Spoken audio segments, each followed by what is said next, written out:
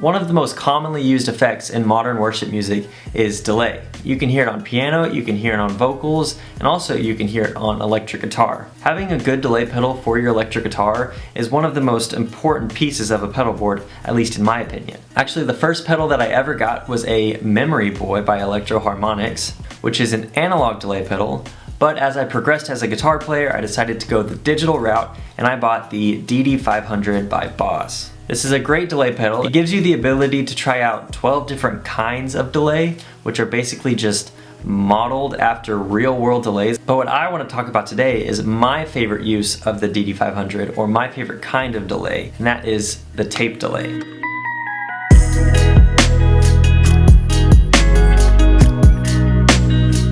If you don't know what a tape delay is, that's okay, neither do I. What did he say? What we're gonna do today is go through all the different parameters that the DD-500 provides for the tape delay. We're gonna see what each of them does as we craft both a mono and stereo tape delay setup for modern worship music. If you have any questions about the different parameters that I go through today, please leave a comment and I'll be sure to get an answer for you. So as we go through this demo of the tape delay parameters that the DD-500 has, I'm going to be playing through this Fender Telecaster that I've had for a really long time. I'm going into my pedal board, which I'm only going to use my compressor and overdrive slightly. Then that goes into the DD-500. That goes into my Strymon Iridium, which is what I use as my amp, and then straight into my DAW. And no further effects will be added after that point. Okay, so here we are in the DD-500. So I have moved it to bank 95A. When you buy the DD-500, this bank, the preset for it is really basic. It's actually set up as a standard delay, so this is what it would look like. But I want to use a tape delay, so I'm going to move the dial over to tape. And from here we can dive into the parameters by hitting edit and then edit again. So the first option is mode. This is the 12 different kinds of delays that you can have. So vintage digital, dual pattern, all of those that you can see over here on the dial. But we want to do a tape delay. So time and BPM, these kind of go hand in hand. So for the purposes of today's video, I'm gonna leave the BPM at 120. What I would normally do if I'm setting this up to be played in an actual song is I would take the BPM of the song, dial it in here, and then I'm good to go. So you can see if you raise the BPM, the time decreases and vice versa. So it's just different ways of looking at how quickly repeats happen. But I'm just gonna leave it at 120 BPM. Next you have the note. So this setting specifies the delay time relative to the BPM that you tap in. So I just have it at a quarter note, which means you'll hear a repeat every beat. So every time this lights up, you should hear one repeat.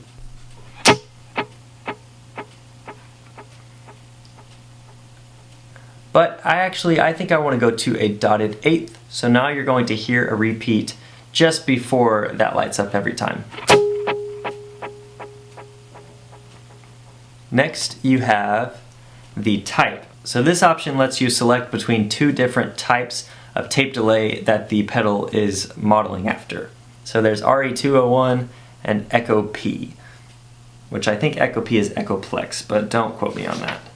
So this is what those two sound like.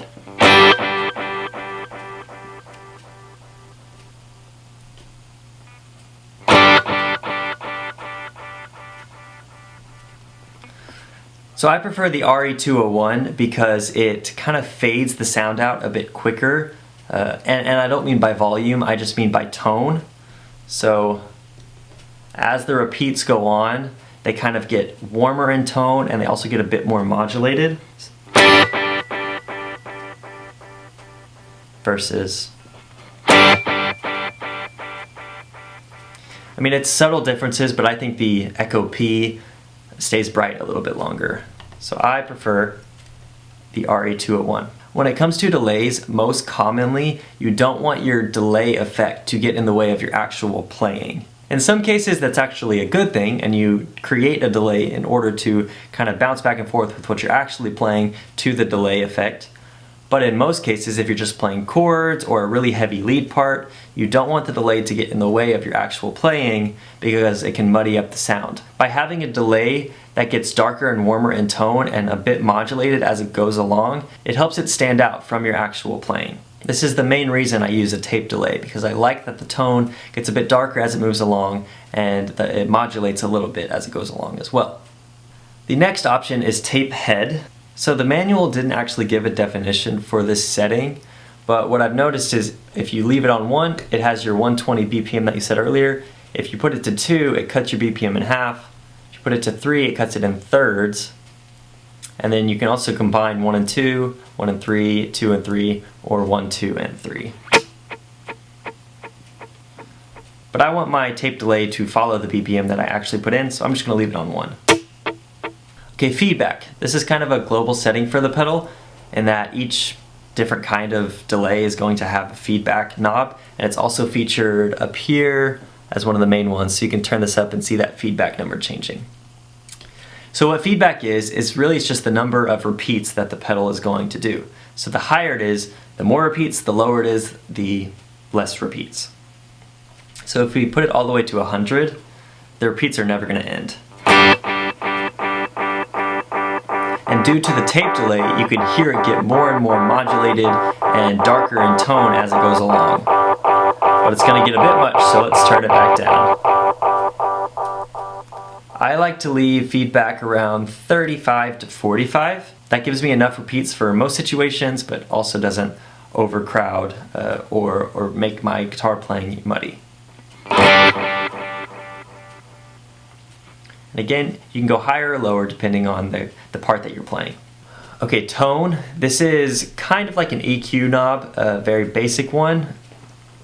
And there's also a big knob out here for tone. So the lower you go, the warmer the delays are going to sound.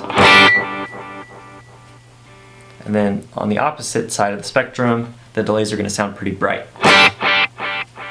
I don't like that. I like to have a warm delay, so I usually leave it at 0 or in the negatives. Let's go negative 15. I like that. Effect level, this is the volume of the delay. So the higher it is, the louder the delay is going to be. In that case, it felt like the delay was actually louder than my actual playing. And if you go all the way down to 0, you're not going to hear any delay. See? So I like to leave this fairly loud, so I do want to hear the delays. So let's go with 70.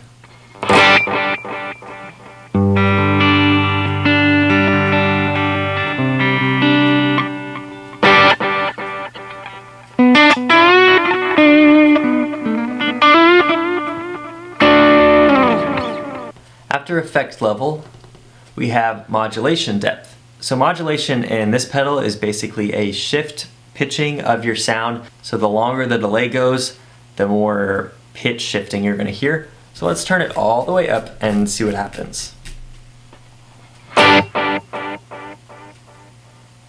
You can hear it modulating or going up and down in pitch, so going sharp a little bit or going flat a little bit. I like a little modulation because it differentiates itself. It differentiates the delays from my actual playing. So let's go to 40. I think we can probably go even more, 50 maybe. You can hear a little bit of modulation in there. Then modulation rate, this is the speed of that pitch shifting or how quickly it goes. If you scroll all the way up, so obviously you see numbers right here, 0 to 100, but if you scroll all the way to the top, it actually gives you note values. So let's say I wanted to modulate every quarter note. It's a bit hard to tell. It's running that modulation at 120 BPMs because that's what I set into the pedal. So it's following quarter note at 120 BPM. So carryover is a switch that's either on or off, and it allows you to keep your repeats going if you switch to a different patch or turn your delay off.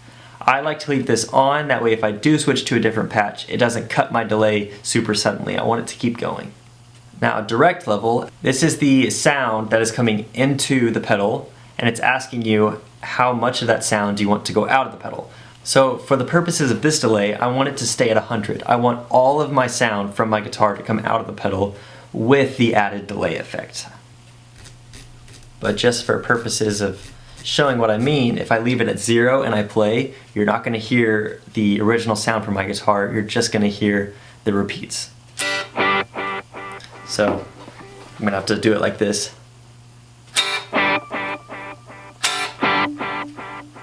yeah, anyway. There are some scenarios where I do turn the direct level down, but again, for this delay, I want it all the way up. So after direct level, you go into your EQ settings. So this pedal allows you to do specific EQs for your delay. I'm not going to get into that in this video. It's kind of an advanced section of this pedal, and you need to have a good understanding of what EQ actually is in order to set it correctly. So there's plenty of videos out on the internet that explain what an EQ is. I might even make one in the future, I'm not really sure yet. But if you do know what an EQ is, this pedal does allow you to set an EQ for your delay. So EQ SW is an EQ switch, so you can just turn it on and off.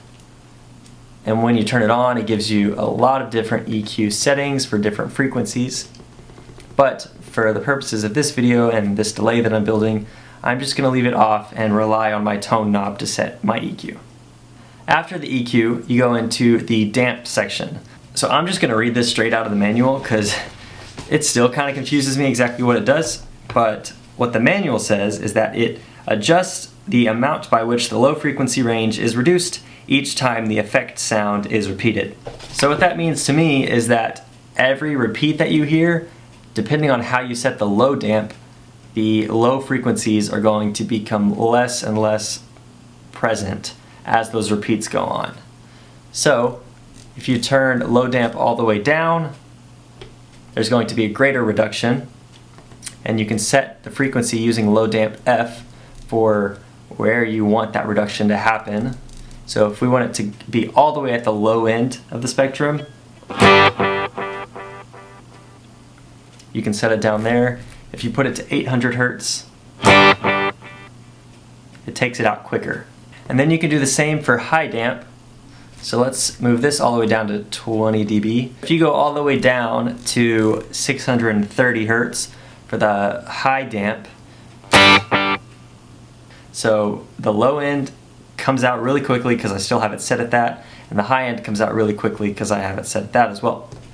If we take these all the way back to their furthest points of the spectrum, all the way low and all the way high, these delays or these repeats should last a little longer. And they do. So I think it's just a happy middle ground. Let's set these both to 10. And I'm gonna leave the low damp all the way down, and I am going to take the high damp down a bit. So it really is getting lower and lower in tone as those repeats go on. Now the next section is ducking, or duck for short. This is a very complicated section, but it's one of my favorites. What this section does is it removes delay the louder you play. So there's three parameters that control this. There's the sensitivity, there's pre-depth, and there's post-depth. The higher the sensitivity is, the more sensitive the pedal is going to be to the volume of your playing. So if sensitivity is really low, you have to play really hard for the duck action to kick in. If the sensitivity is really high, even if you play soft, it's still going to pick up and it's going to start ducking the delay because it's really sensitive to what you're playing. Now pre-depth is how much input is going into the delay, and post-depth is how much output of your sound is going to the delay. That's what the manual says, and I have no idea what that means, so I'm just telling it, like that's just what the manual says. But a good middle ground is going 50-50-50. So what this means is if I play pretty hard, there should be less delay. So what I'll do is I'll play an A chord a couple times really aggressively and then a couple times really softly.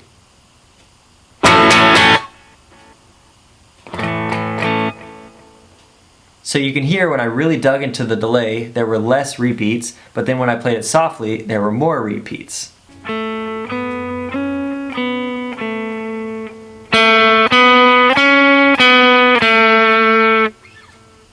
And by doing that quick demo, you can also hear how the pre and post depth work, specifically the post step. So as I stop playing, the repeats are a little bit quiet, but they slowly get louder as the pedal realizes I'm not playing anymore, so I can increase the volume of the delays. You can hear it come back on like the third or fourth repeat. So that's ducking in a nutshell. I probably explained that horribly, but it's a really effective part of this pedal, and I definitely think it should be used in a lot of cases. Like I said earlier, if you're playing some really heavy chords up on stage during a song, you don't want the delays to be as present because it could just muddy up your sound. So this section allows for those repeats to be quieter when you're playing harder. So this section is great. I recommend you use it. And then moving down, we only have 2 more in this main menu for all the different parameters, and that's Effect Pan, Center, and Direct Pan, Center. So right now I'm building a mono delay, so it sounds the same in both left and right ear. This allows you to move things to one side or the other. So if you do have a stereo rig, you can have your delay in one ear and your direct sound in the other. There are many benefits to this, but for the purposes of a basic mono rig that you're going to use on stage or for a song, just keep both centered. Okay, so let's save this. I'm going to hit exit, exit, and then save this delay that we've set by clicking both exit and edit at the same time. You can change the name if you want by using the little scroll wheel. And then to save it, you have to hit edit. So now we just saved everything that we did. That's how you build a mono delay. This is what it sounds like. Really subtle. Now what if you want to tweak it? I already hear one thing I don't really like. I think the ducking is too intense. I'm not hearing hardly any of the repeats. So let's go back into the menu. Go back up to duck sensitivity and lower that down to 25.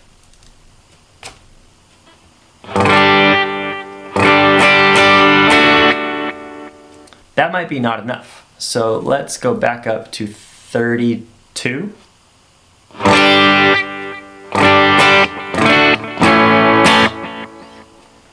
I think that's a good spot. And I also want the repeats to go just a little bit longer, so I'm going to go back up to feedback. Let's move it to 40. And I want the effect level to come down slightly. So we're going to come down to 65.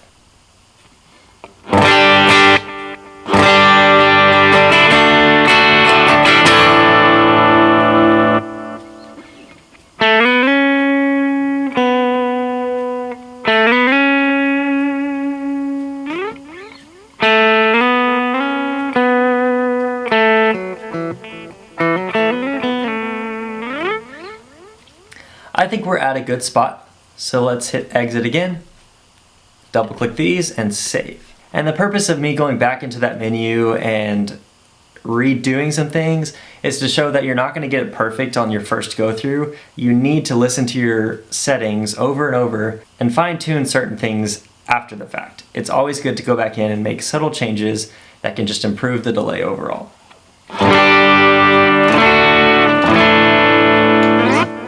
Now, what if we do have a stereo rig and we want to have 2 different delays going at the same time?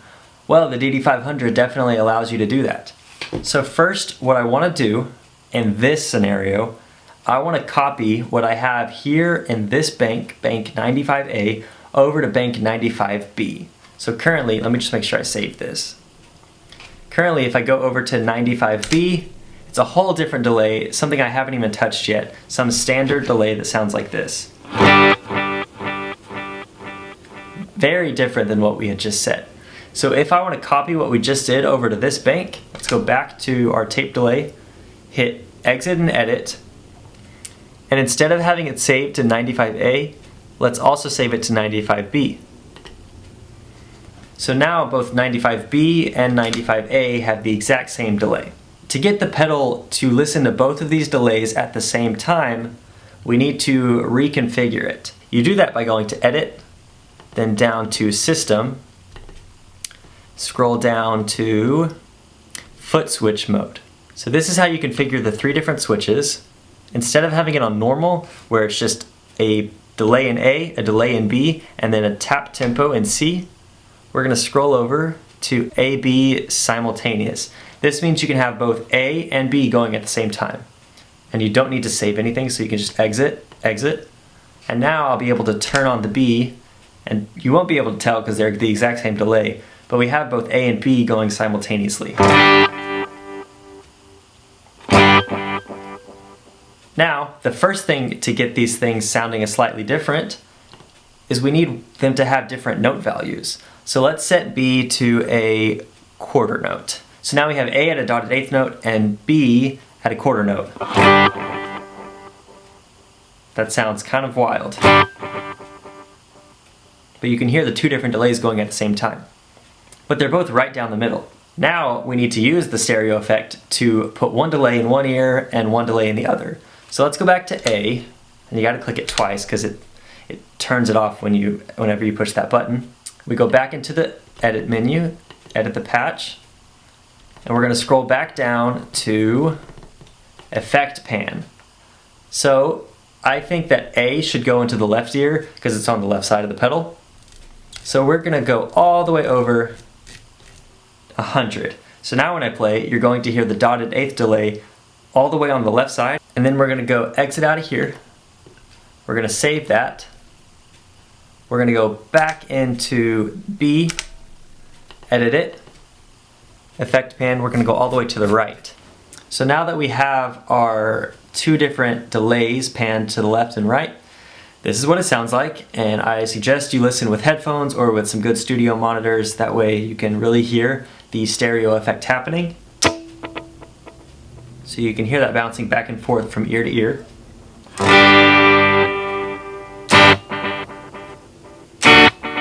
This guitar goes out of tune so quickly.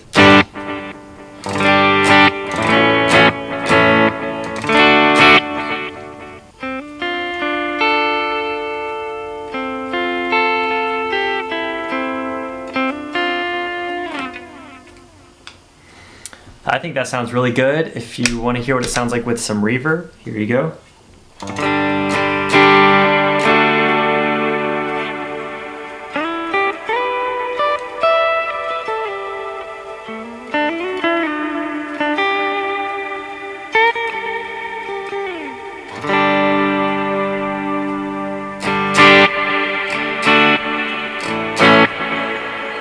So there you go. That's how I create my tape delays that I use in worship. I'm a big fan of how it widens my sound. It puts some sounds over in the left ear, puts some sounds over in the right ear. My direct level is still coming through the center.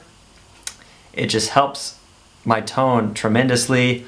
Even without reverb, I think it sounds good. And I'll probably go back in here, and if I actually use these delays that I created here, I'll probably tweak a few things and really dial it in, go back into those edit menus. And you know, instead of doing like intervals of 5 like I did everything for this video, I could go back in and tweak things, maybe like go down 2, go up 1 on all the different parameters just to see exactly what I like. But I hope this video helped. Maybe you don't have a DD-500, but hopefully there were some things that I talked about that you're able to apply to whatever delay pedal you use, whether it be EQ or deciding to go to a tape delay rather than some other kind of delay. Again, I'm a big fan of the delay effect, and I think there's ways to craft it to make it sound exactly like I want it to, and hopefully that's what you got out of this video. Again, if you have any questions about anything I talked about, please leave a comment and I'll be sure to get back to you. And thanks for watching.